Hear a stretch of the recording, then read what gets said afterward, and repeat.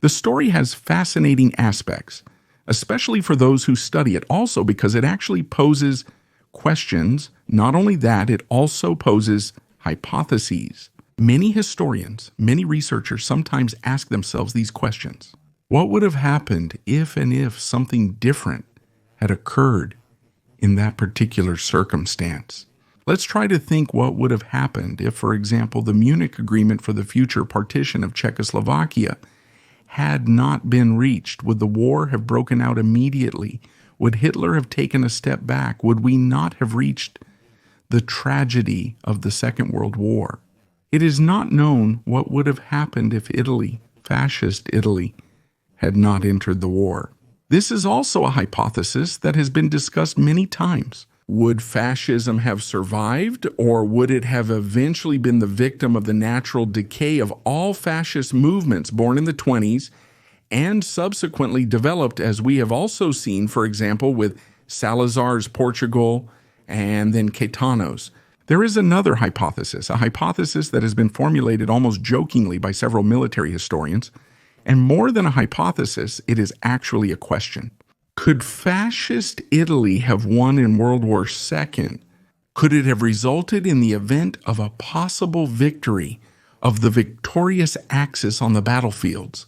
With this video, we try to shed some light on the Italian military situation in June 1940 and subsequent developments.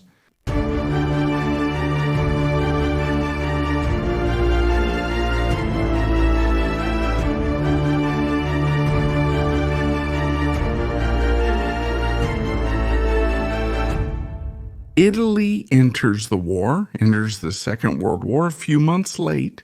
Let's remember that the Second World War begins on the September 1st, 1939, the date of the attack on Anzica in Poland. Hitler decides to take matters into his own hands. We've covered this in several videos. You can find them on our channel. Initially, Italy chooses non-belligerence. It's a political strategy not to deny the Steel Pact signed shortly before, but to highlight an obvious lack of military preparedness. It's Mussolini himself who, through the Ministry of Foreign Affairs, headed among others by Galeazzo Ciano, his most loyal follower, and also through the General Staff of the Royal Army, formulates a long request for materials from Germany in order to immediately enter the war. A long list that we have already dealt with in other videos, which will obviously not be fulfilled, but it is a list that is indeed necessary. Why? Because the Italian industry, not only the military one, but also the civil one, is still behind the German industry, which made giant strides in the 30S in innovation and production processes. Just to name one, the Germans have increasingly developed mechanics, starting with the welding technique, which replaces both the crimping and the riveting. This can be seen in the construction of armored meters, the famous panzers, and warships. It's a matter of weight saving and rationality. The Italian industry, on the other hand, is still backward. It's still stuck on riveting.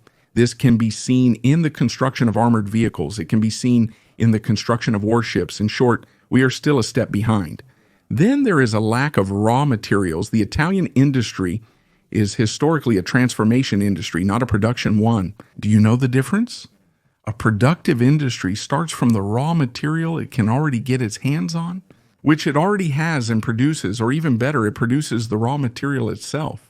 The processing industry, on the other hand, is forced to purchase the raw material elsewhere, modify it, implement it with other components, and arrive at a semi-finished product that is either finished or semi-finished, ready to be marketed. It's a big difference because, after all, this also means a difference in costs.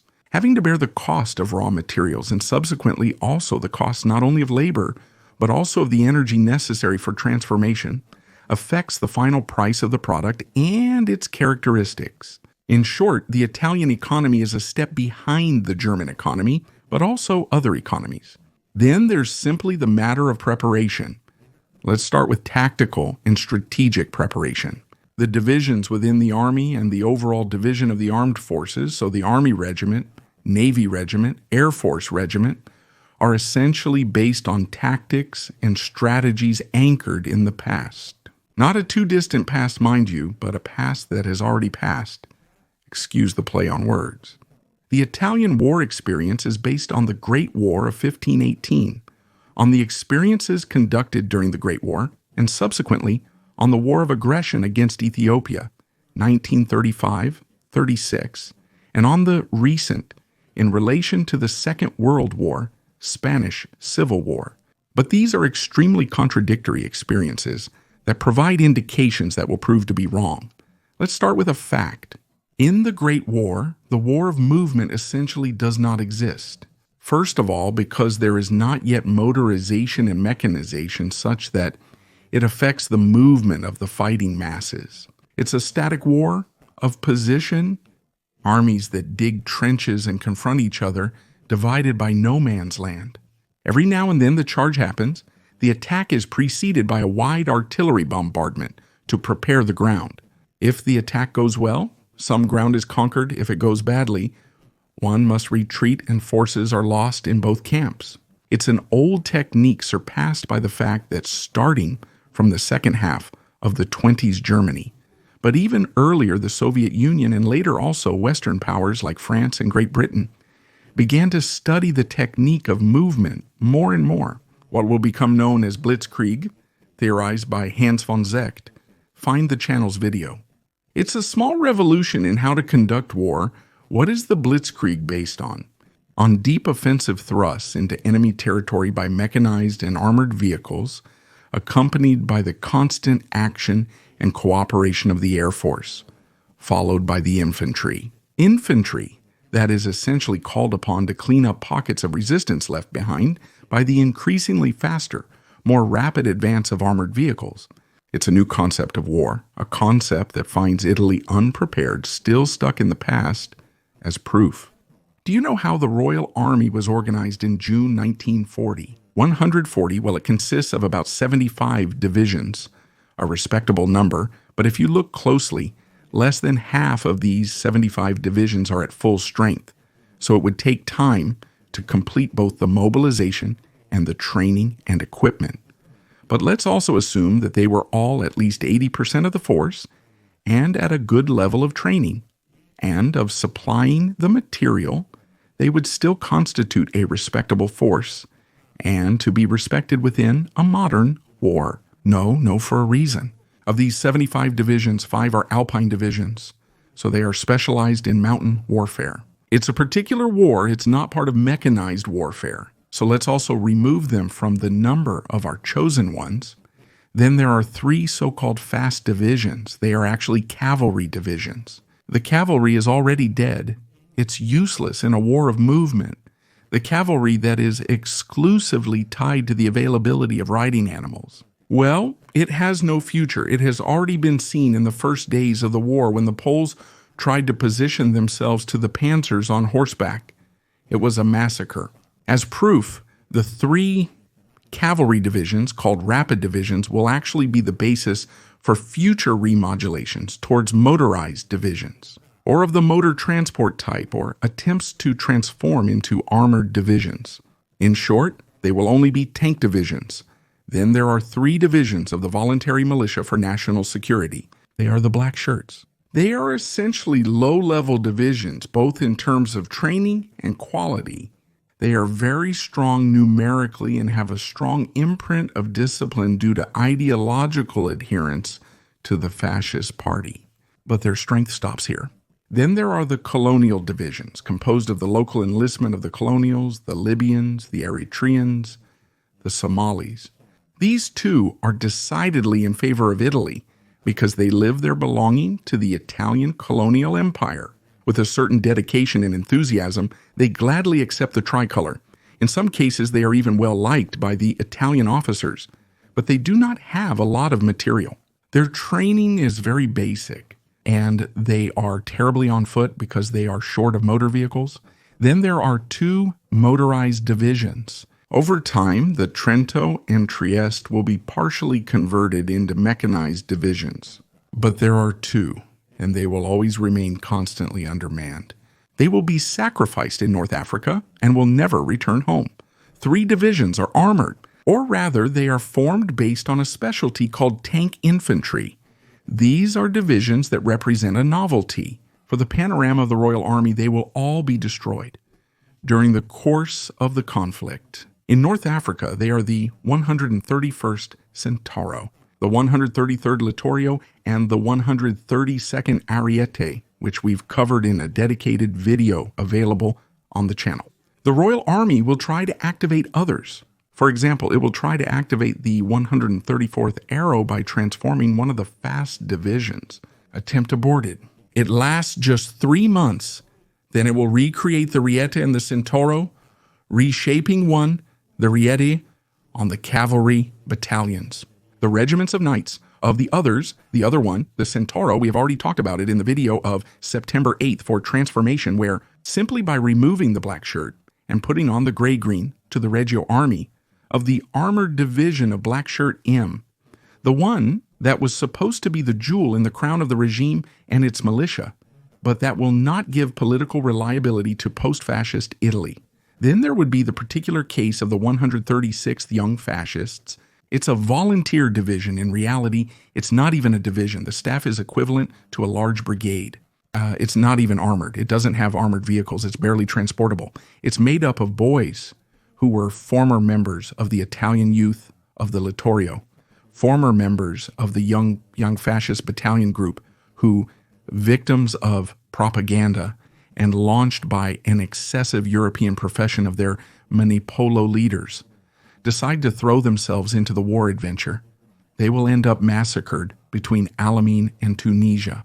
The rest of the divisions, a good 57, are almost all on foot. And what does on foot mean? That they have to move on foot.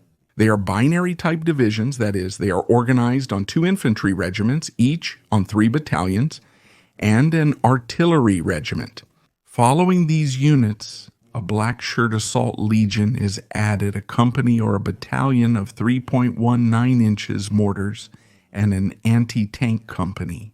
In some cases, an anti-aircraft unit is also added, generally an engineering company, and then the classic support and assistance units, as well as health and command units. These units, although numerous because they are many and well supplied numerically, because they generally post about 13,000 men each, however, do not have a large significance in the context, as we said, of a war of movement. All of this emerges during the war. It emerges in Greece when the regular divisions also struggle to attack a mountainous territory like that of Epirus. They struggle in Yugoslavia, where they act better as occupation units compared to the actual field battle against the Yugoslav forces. They struggle a lot in North Africa and East Africa, where the lack of vehicles is felt. Of course, there are also specialized divisions. There are those of mountain infantry that are not the Alpini. Be careful, the Alpini are Alpine. The mountain infantry divisions are essentially infantry divisions, but adapted to a war in the mountains or on rough terrain. In this case, the difference rests on the pack groups, that is on the walls, or possibly the horses that are used for the transport of the masses and the artillery. But it is such a subtle distinction that with the passing of the war period, it becomes increasingly weak. Then there are the self-transportable infantry divisions. They are not motorized. Be careful, it's different.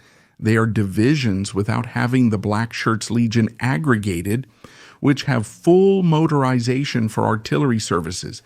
But as far as the fighting body, that is the infantry, they have to sort of make do. There are not transport trucks for everyone. There is a certain quota that is then redistributed based on the needs of the fighting force. In short, the same truck, for example, can first transport soldiers belonging to the platoon of a company of a battalion, and then soldiers belonging to the platoon of a company of a completely different battalion. We need to reorganize a little bit, and above all, these vehicles, most of the time, are vehicles requisitioned from civilians. It's not an organization as effective and previously implemented as the German one. We're talking about a somewhat improvised organization. These self-transportable divisions distinguish between those of the Metropolitan type and those of the North African type. Well, all of those of the North African type are destroyed. The first during the British counteroffensive that devastates Graziani's army from December 1940 up to the early days of 1941. The others will be destroyed, or rather what remains, because some of these are reduced to a battalion or even sometimes 2 efficient companies. After that was the Mail. This is the situation of the Royal Army. Let's not even talk about the small, very small support units, and let's not even talk about the infantry occupation divisions, those simply created to occupy the territory, conquered territory, or even the coastal divisions. So heterogeneous in armaments, equipment, same composition that they are impossible to categorize. As for the armaments, the Royal Army relies on partly outdated armaments. Think of the Moschetto 91, which is a residue of the Great War. It was modern at the time of the Great War. In 1940, it already has a certain weight on the years. The armored cars that the British, for example, in the first phase of the Desert War, make extensive use of and also with excellent results, are largely still those of the Great War or the immediately following period, that of the reconquest of Libya against the guerrilla, so they are not the latest find. We have already talked about the motorized component. As for the armored component, those famous 3 divisions are initially equipped with so-called fast sea tanks. So service boxes are tankettes, they are not combat tanks. We are not talking about medium tanks, but not even light tanks. Their war utility is essentially non-existent. They can be useful as scouts. But already during the Spanish Civil War, when they found themselves facing the first T-tanks of Soviet manufacture, it was seen that they could not stand the comparison. Yet the Italian war industry continues. It continues to produce these tanks whose performance on the field is insufficient. The first medium tank, or at least that's how it's marketed, the M11 isn't even a tank, it's an assault gun. In fact, it's a vehicle that does have the silhouette of a tank, but the main armament is not in a rotating turret, but in a casemate. The machine guns are on the rotating turret. It's a very modest tank that initially equips not only the armored divisions, but also mixed units like the so-called Maletti Group, which is the first real armored force of the Royal Army in North Africa. The group, named after its commander General Maletti, the father of Giannadelio Maletti, the man of mysteries during the Republic, whom we have already met in some videos, is the general who will die right in the fortified field as he leaves his tent, killed with a shot to the forehead during the early stages of the assault by the English and Indian brigades. Here the tanks will go to re-equip the Australian battalions. The Australians will paint a large white kangaroo on them for distinction, and they will be used for the last time in the assaults on Betafom, Bardia, and Tobruk. But these are tanks, as we said, so to speak, and of poor, beautiful capacities. The first medium tank is the M13, a nominal 13-ton tank with a 1.85 inches anti-tank gun. This also derived from an old Austrian project, finally mounted in the tower. It is a tank, however, that immediately shows all its great and huge flaws. The leaf spring suspensions are modest, the off-road speed is low, the ammunition reserve is not exceptional, the 47 cannon is good but inferior to other weapons. In short, one could do better. Moreover, Germany, after defeating France, offers Italy a quota of Sumois tanks, the French tanks that were of good quality, only that the French used them incorrectly due to their outdated conception of war. The French, for example, divided the tanks among the infantry divisions as if they were just a support to the infantry. This was their serious strategic mistake. There were quite a few Somoa tanks, Somoa 35 and Somoa 40, but the Italians initially rejected them. They persist with these M tanks, first the M13, then the M14, and finally the M15. Each time a ton more, but always the same armament, always the same problems.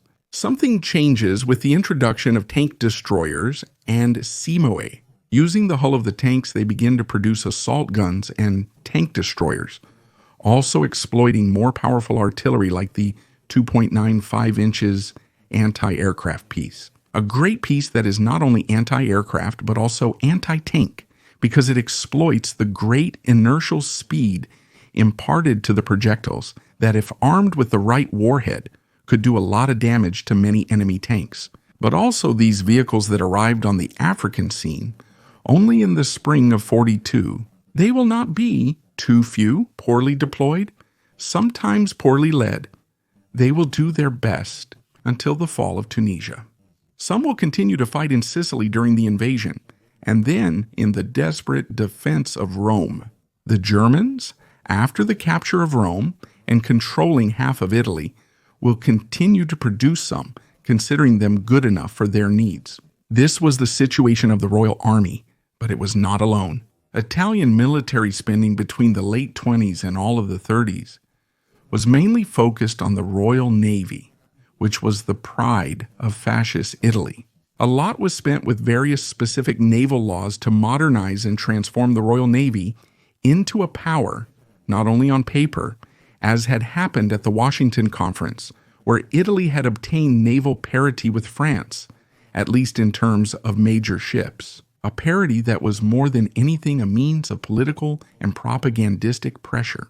France needed to have a large and powerful fleet to monitor and protect the trade routes to its vast colonial empire. The Italian colonial empire, even before the conquest of Ethiopia, was much more modest and did not require the same tonnage. But here Italy makes some very serious mistakes. The first mistake is to chase the French. Italian shipbuilding from the early 30s onwards is exclusively anti-French in nature. The French, for example, churn out one class after another of large, heavily armed and very fast destroyers. Very well. Italy is betting not only on scouts, a class of ships that will be abandoned, will no longer be needed and will be converted into torpedo boats, but on very fast cruisers, light cruisers, which, however, will be extremely scarce in terms of protection. And this lack of protection will then have a deleterious effect in battle because they will become easy targets. In other cases, a specific class is studied and subsequently realized, the Capitani Romani class, of which only 3 units will see the open sea, which is a mix between the light cruiser and the destroyer, very fast because the tests exceed 40 knots, fairly weakly armed. The 5.31 inches piece is a good cannon, even if it is not excessive in anti-aircraft fire, but with zero armor. These ships, some of these will survive the war, and some will be diverted right to France as a repair point, others rearranged, rebuilt, modernized, will become part of the new Navy. The other big mistake made by Italy is essentially believing that in a war to be conducted mainly in the Mediterranean, battleships are more useful than heavy cruisers. Italy builds and rebuilds several battleships. It rebuilds 4, the 2 of the Doria class and the 2 survivors of the Kabul class. The third, the Leonardo da Vinci, lost due to enemy sabotage due to the explosion of the ammunition tank, is recovered but then dismantled. Why does Italy recover these ships that are essentially of old design, armed with cannons no longer so powerful, engaging considerable resources, both in terms of materials and money? Always for the usual issue of rivalry. With France, the French modernize their monocaliber palisades. The same does Italy. The French modernize the Bretagne class, the Condorcet class. The same does Italy. The French, at a certain point, launch the Junker class of battle cruisers. And Italy studies a battle cruiser that will never see the light because it prefers to focus on the new Littorio class, which should post 4 units, but only 3 of these will see the sea. The fourth, the Empire, we have already seen in a specific video. At a certain point, it will be thought to convert it into an aircraft carrier. Here, the aircraft carrier is the other big problem. Italy, for a long time, not only does not have an aircraft carrier, but sacrifices its own naval aviation. Already, because in the 20s, the Royal Navy focuses on a good naval component, obviously based on land.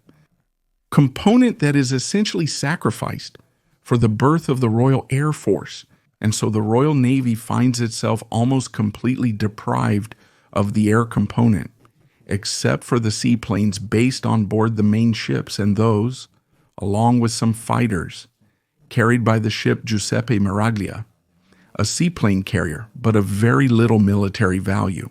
Italy will not have aircraft carriers, as we have already seen in a specific video that I invite you to review, until the two late conversion projects for the birth of two aircraft carriers, the Aquila and the Sparviero, which, however, will never see the open sea.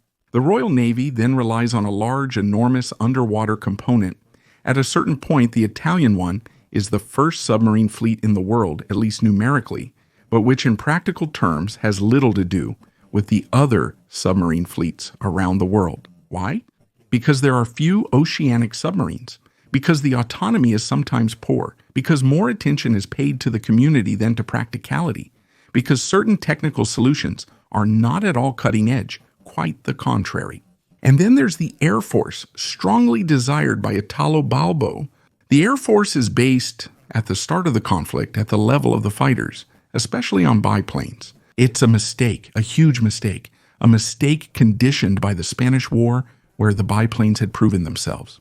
The derived Fiat CR-32S had been effective against Soviet-derived fighters, but were already destined to be supplanted by manual fighters. Italy does not understand this, and by 1940 there are still many Fiat CRs, now at level 42, that are part of the air fleets of the Royal Air Force.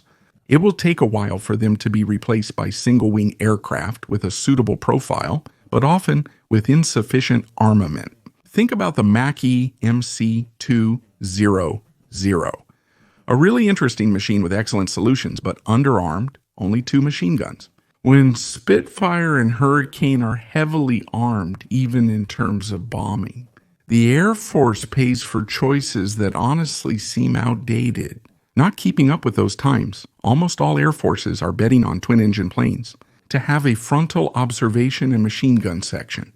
The Air Force is still betting on 3-engine planes, especially on the Sparviero, the Savoia Marchetti, which are not so bad because actually they can be multi-role tactical bombing planes. From naval bombing, oxygenating areas to transport, they can adapt, but they are not so specialized in being able to excel in something, especially verifying that both the Allies and the Germans are heavily relying on twin-engine aircraft, and subsequently also on 4-engine aircraft. That to the test of the battlefields. In the air will be decidedly more effective. And as for the new great specialty, the big news, the ground attack, what we would call today closer support the CAS, while Italy is devoid, initially focuses on biplanes. Fiat, we are not there then on monoplanes. Breda, but they are few, not enough manageable. Not sturdy enough, we are not there at all. Italy comes to the test of fire. Unprepared, and as we have seen arrives unprepared on land, at sea in the sky. Of course, with the passing of the months of the war, the Italian war industry tries to do something. We have seen those tanks. For example, a heavy tank is studied, P-26 a tank, that if it had been produced in time, it could have done something for sure. It was still a product of riveting. But at least it had a suitable silhouette. With the armors tilted, it had a modern piece in the tower. It had an adequate tonnage. The conversion projects of the Aquila and the Sparviero were already something, as were the studies for the radar, because Italy anyway conducts studies for the radar that will lead in 1943 to the first Futri. But it is 43. The English already have it for several years. The rat, we don't talk about it then, of the sonar at a tactical and strategic level. The choices of combat and the theories applied on the battlefields are often wrong fruit of outdated ideas never updated.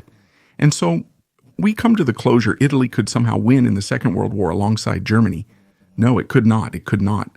Beyond the fact that Germany was destined to lose because unable to sustain the confrontation on several fronts, because Italy did not have the necessary raw materials. It did not have enough fuel for its own ships and for the scarce motorized forces and battleships available. It did not have the necessary raw materials to support the war effort, especially at the industrial level. It did not have the necessary technologies for a rapid evolution of the means employed, of the vehicles, of the aircraft, and of the ships.